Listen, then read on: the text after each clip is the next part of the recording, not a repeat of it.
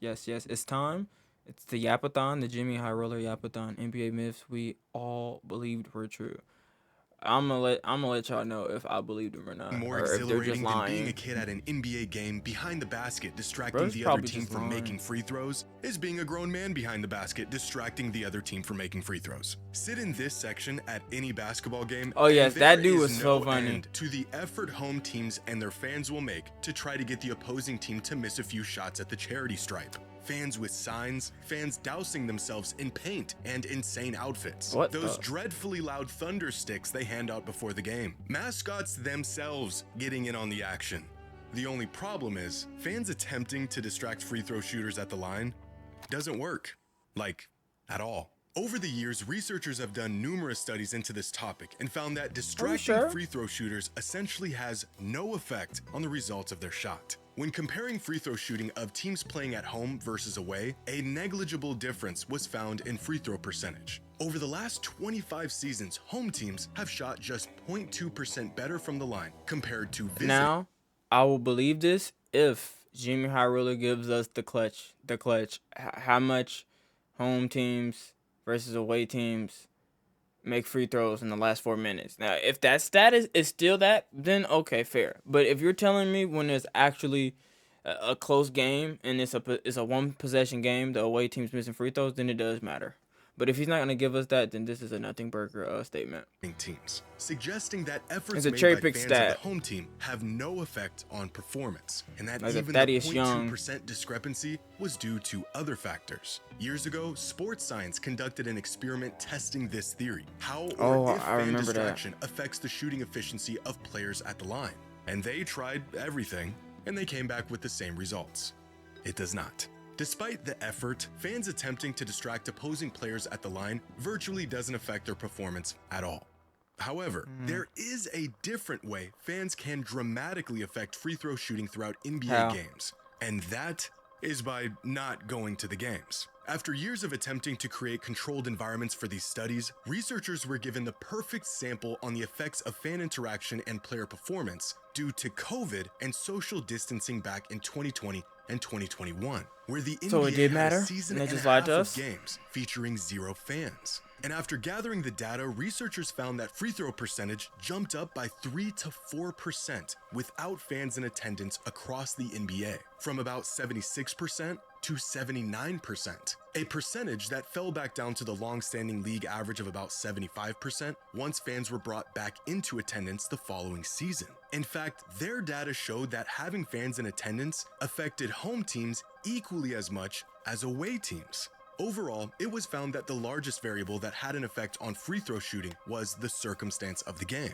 How close the score was, how late in the game the shots were taken, and how important the free throws were. So, although Yeah, he got to the point like I was saying. They probably missed some more in the clutch, but can we still get that stat, Jimmy High Roller, or no? We don't get that stat. We just get the whole stat. Like, here's what the scoring averages is. Here's the scoring average, but like it's taking effect blowout games at the end of the season when like Sadiq Bey has 50 points because if we win or lose, the seeding doesn't matter. So we're gonna sit out our 3 all-stars. Like that. Those are the games I'm talking about.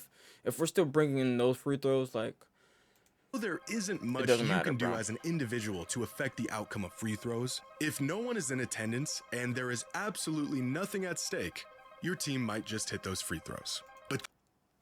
But I feel like Jimmy Harler probably would have just took too long to actually find that, and he doesn't care enough to let us know. But if I had all the time in the world, I would definitely do my research and figure out if during COVID the last 4 minutes clutch time free throws were made more versus the other ones, and if they weren't, then we This actually is have just one of a many statement. misconceptions NBA fans have been led to believe for years. Some of them true, others just a myth. Today's video is sponsored by SeatGeek. I only say that because y'all remember when Click DeMar Rosen's daughter was Understand. screaming at the play-in games and then they won and then they didn't let her do it anymore. Like, they won because of that. So, like, That's why I'm like, I don't know about the NBA myth. It being a November myth. 26, They just 2020, showed to you during that a it worked. Warriors practice, Steph Curry pulled off a nearly impossible feat. What, he Over hit, the like, course of 500 5 minutes, threes in a row? Steph hit 105 consecutive three-point shots. In 5 minutes? 105. 5 minutes is 300 seconds. So, I mean, that just means he shot a three. He shot a three every 3 seconds, and he made it for 5 minutes. It's like, I don't. Is it a In a myth? row. Most of these shots not even touching the rim. But Steph is the greatest shooter in the world. I believe so it. you Steph would think a Curry. feat like this should be in the realm of possibility for him. And technically, it is. Exactly. If we assume Steph shoots about Oh, you know what's crazy? They're gonna give you a crazy percentage, and I'm gonna look you dead in your face. I'm gonna say I've played Pokemon long enough to see these stupid percentages happen to me. You be like, oh well, that's not possible. And then you see somebody hit 4 sure coals in a row. Remember, sure coal has a 40% accuracy, which means in order to hit something 40%, it's the same as playing like Pokemon TCG and you getting like 8 tails in a row. Like, what's the percent chance of getting 8 tails in a row? It's the same percent chance of Steph Curry hitting that, and I've seen it happen about 8 times this year. So, yeah, like, I don't. 95% from 3 in an empty gym during practice with no defense, the chances of him making 105 threes in a row is less than 0.5%. Possible, but there might Yeah, so be it happened. something Yeah. else going on here. After this clip surfaced, happened, many yeah. fans began speculating the hot hand. Wait, like, let's say, I'm just asking you, what's 40%? What's 40% divided by 4? Okay, exactly. I literally just seen it this week. The nigga hit 4 sure coals in a row, in a competitive Pokemon match. That shit happens. That's what I'm saying, bro. It's Steph Curry. If I can press sure coal and that shit works, then he definitely hit that shit, bro. Like, Theory. An old myth that a player who makes a sequence of shots has a greater chance of continued success in the subsequent attempts. And NBA fans will be the first to tell you that the hot hand is a very real thing. We've all seen the hot hand catch fire in real time, when a few good makes seems to be the direct cause of a few more good makes. If you've played basketball, you've probably felt this yourself. Except, research says otherwise. In 1985, researchers crunched the numbers and found that there was no correlation between bro, you can't statistically bring out the scientifical. That's all I'm gonna say. You can't just say, well, technically, according to numbers, mathematically, this is impossible, bro. Mathematically, no, bro. That's what I'm saying. Do you know something called the government? That's not how math works. When the government looks at you and just says, no, the numbers don't. Well, if I just sell 500 PlayStations at 500 at 600 a pop, then I'm up this. And then the government looks at you, and once you got your 80th PlayStation sold, your account gets flagged, and the rest of it is just frozen inventory. It's the same with, oh, well, you just can't hit 8 in a row. You can't hit 8 in a row. I've lost like 12 Marvel Rivals comp matches in a row. Like, that's not. What's the percent chance of that happening, bro? It's probably the same. That's what I'm saying. We literally did that on live stream. Like, I the don't. success I'm of being one honest shot with you. leading to greater Just success explain on the this. next shot. He's just capping, This bro. research He's was literally just groundbreaking capping. at the time and called the idea of the hot hand a fallacy, a myth. However, recently further research was done on this topic. Yeah, a lot the of same research. myth that crack and what wasn't they found planted was in the that the 80s. hot hand does in fact exist. Exactly. Contrary Thank to you. the research done in 1985, with the advent of modern technology, tracking data, and more detailed These are shooting the same statistical. What do they say?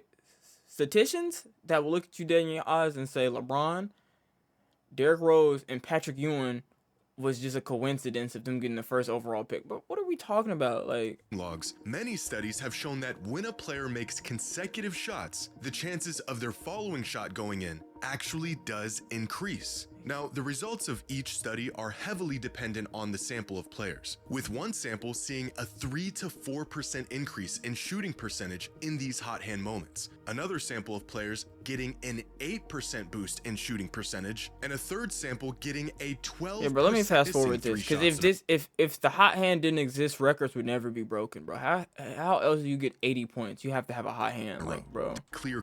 But in Because you 2022, can still get double team, researchers triple at the team, and then the University hot of hand Pittsburgh doesn't matter. took this But like, one if step you further scoring by through not it, just you studying have a the hot shooting hand. habits of players at practice in controlled How else environments, did Joel but Embiid actually get gathering like data 70? from live games. After analyzing 170,000 field goal attempts in NBA games from the 2014 and 2015 seasons, pulling from play-by-play logs and player tracking, and comparing expected results against actual outcomes. Wait, he's still talking about this? They just said it worked. Okay, I was gonna say, where's my chart, Jimmy High? I don't need any more.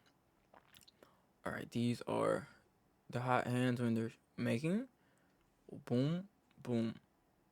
I was gonna say the hot hand, like, that's what I'm saying. Yeah, we're going to the next one because the hot hand and the frozen hand would have to exist because that's literally just what an outlier is, bro. Which is why they would say it doesn't exist in the data because it's an outlier. Points, 1/4, not a single miss. Based off of his shooting Oh, splits Clay. from that Oh, yeah, the season, 4 dribbles? The chances nigga of had a him hot pulling hand. this off were about 0.002%. So in other words, it's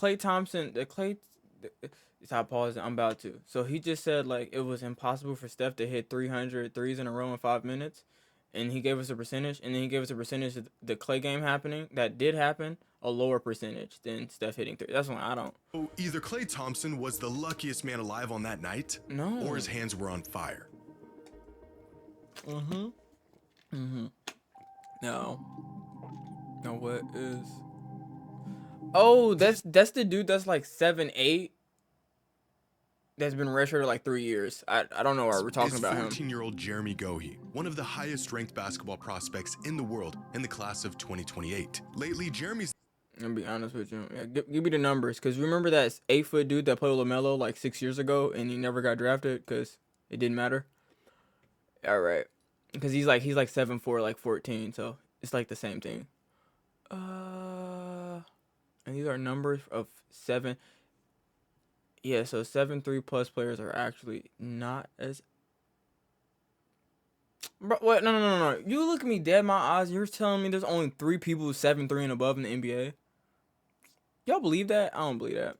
increased in recent years. Now, looking into the future, there is currently only 3 players taller Then 7 foot in the next. than 7 feet on the 2026 NBA mock draft board. 2027 also features just 1 player over 7 feet tall projected to be drafted. And if finding the oversized talent wasn't hard enough, developing it is almost impossible. Throughout the last 10 drafts, 37 players who are 7 feet or taller were drafted. Of those 37 players, Who are all these names? I just want to see if I can name KCP. Chet's actually 7 foot. Mark Williams is. No, he's not. People kept saying he was like 6'11", which is why it was crazy for him to have the same Victor Wembanyama foot. See, that's what I'm saying. Half of the we can't look at these numbers. It's the same people that say Bronny is 6'3", and then look up and his true height is 6'1.5. 25 of not them giving are it. still in the league. And of those 25, only 4 of them have a game that is even somewhat utilized on the perimeter. But this list includes every 7-foot draftee in the entire league. If we exclude players under 7'2", then a decade worth of supersized big man talent gets reduced to just Zach 4 Edey. players. Now, at the moment, there are 339 players who are currently listed as NBA prospects through 2027. These are players who are either being scouted by teams across the league or have NBA potential, according to analysts. Of these 339 players around the world, only 6 of them are at least 7'2". And of these 6, 1 of them is projected to be drafted. Regardless of what you see online, players with this size, let alone guard skills, are still extremely rare, and there are virtually none of them currently in the NBA prospect They pipeline. be too slow So, and they be too no, fragile. the NBA will not be a league full of Wembys anytime soon.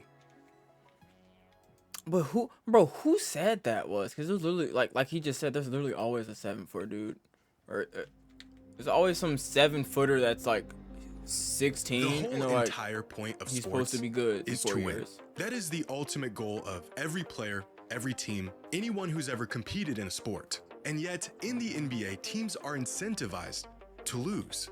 Exactly. Well, not all of them, just the bad ones. Since the inception some of of the the NBA's NBA rigged. draft lottery in 1985, How much of it is? tanking has been a common strategy Oh, to they're land about to top tell us. draft picks and The LeBron, D. potentially Rose, climb your Patrick way Ewing, out of NBA Cooper irrelevance. Flag, If you're rigging. having a bad season, might as well make it a little bit worse to better your odds at getting a top pick in the draft. But the validity of tanking and if it actually works long term is still a topic of debate. Does blowing up an entire season or two really increase the chances of a team winning more games and contending for a title Oh in the my future? God. Well, this shouldn't even be a question because this myth is true. Tanking for Trust top the draft picks is not No. You don't trust the process, buddy.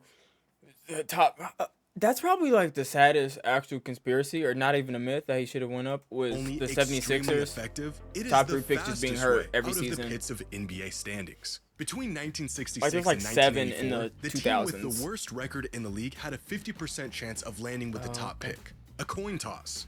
Like Oh. a literal coin toss between them That and makes the team sense with the to tank second worst then. record. But teams took advantage of this. So over the years, those odds have Rockets, decreased drastically Dwight to where they Howard, are Tim today, Duncan, where the 3 KD. teams with the worst records Okay. in the league each have a 14% chance of getting the first overall pick. 1 in 7 odds. Odds in that are 7 so isn't bad. slim that it shouldn't be worth throwing a whole season away for. But yeah, and yet 1 in the 7 worst is teams in the not league continue to take big those enough. odds year after year.